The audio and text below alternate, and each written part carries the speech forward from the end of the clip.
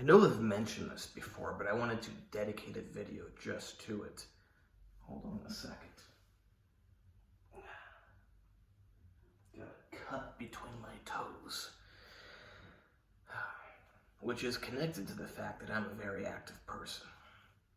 Now, I'm so active that it is nearly impossible to gain weight regardless of how much food I eat. I've tried just out of curiosity. Because it's fascinating. You hear so many people say you can't outwork a bad diet. That is nonsense. I want you to think about it like this. Imagine there's a bodybuilder. Now imagine a bodybuilder also does like cardiovascular stuff, like running, bicycling. So he's breaking down a lot of muscle tissue. That muscle tissue needs a lot of protein. Now, I know people will say bodybuilding, you don't need that many calories. Trust me, the more muscle mass you have on your body, the more calories you need. That's a fact. I don't care what anyone else says. This is a fact. You need more calories if you have more muscle mass. You need a lot more calories. And imagine this person is also doing a lot of cardiovascular training. Now that really requires a lot of calories for the stuff you're doing. It does not raise your metabolism like the bodybuilding does. Bodybuilding acutely makes you need more calories, but it's just that long-term chronic raise in metabolism that really is going to increase the calorie intake. But you do the cardio, and now each time you do cardio, you got to eat a lot more. If you actually go through and calculate the caloric expenditure of, say, an athlete, it's near impossible for that person to eat so much to become fat. Now, if you gave them a bunch of special medications to slow down their metabolism, sure, you might be able to. If the person just has the biggest stomach in the world and the biggest appetite in the world, sure, they might be able to. If they've got the worst genetics in the world for gaining weight, or I guess you could say the best genetics in the world for gaining weight, sure, they might be able to. But the average person, if they are extremely active, and I'm not talking about you ride your bike 30 minutes a day. I'm talking about you are physically active for hours and hours every day, and you got a lot of muscle mass. It's almost impossible to gain weight.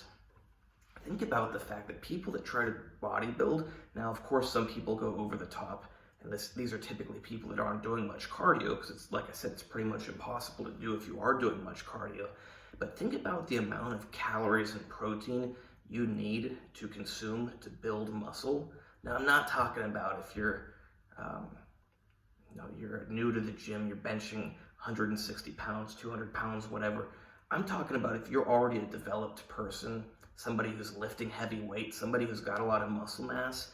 Like, say you're trying to get to the professional level of bodybuilding, you need a lot of food. It's hard for people to eat enough food just to bodybuild, just to build the muscle. You got a lot of people that would make a lot more gains if they ate more. Yet you got people thinking that you got to worry about how much you eat because you're going to gain weight and be fat.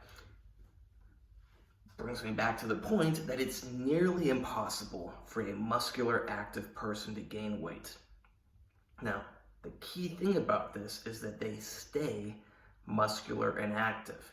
If a muscular active person stops being active, stops working out, and starts eating a ton, yes, they can gain weight. Now, that muscle mass is going to carry them for a while, but that sheer lack of activity, of course they'll be able to gain weight, because if you're just sitting all day, maybe you only need 1,800 calories. I don't know, it depends on the person.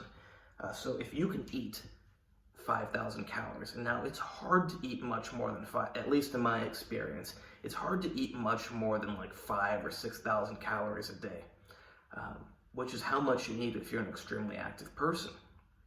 But if all of a sudden you lower your calorie expenditure down to 1,800 and you're eating 5,000, of course you can gain weight. But if you keep being active and you maintain that muscle mass, which also increases your metabolism, you're not, like I said, if you got the best genetics for gaining weight, sure, maybe. You take special medications, sure, maybe.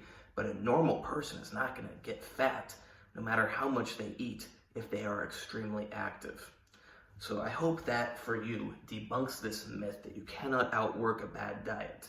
because it's actually the opposite. You cannot out-eat extreme activity. Now, to wrap this up, I remember there was a video on YouTube where someone tried to disprove this. They tried to show like, oh, I can eat 10,000 calories a day, but it's almost impossible to burn 10,000 calories. To which I would respond, how many people can actually eat 10,000 calories a day? And yeah, it is hard to burn 10,000 calories, but very, very few people are going to eat 10,000 calories a day. And when people are worried about outworking a bad diet, they're typically eating like 3,000 calories a day. You know, most people are not eating 5,000, 6,000 calories a day. That's a lot of food. Most people, even fat people, are eating like 3,000 calories a day, maybe 4,000. I don't know exactly, but I do know that they're not eating 5,000, 6,000 calories a day. But you can easily burn, if you're very active and very muscular, 5,000, 6,000 calories a day.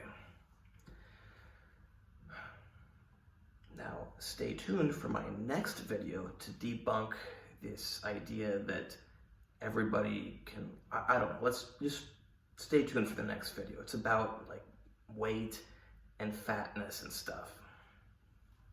Well, please like, subscribe, and comment. Check out my other videos. Check out my Instagram, AndreyHutch, AndreyHutch.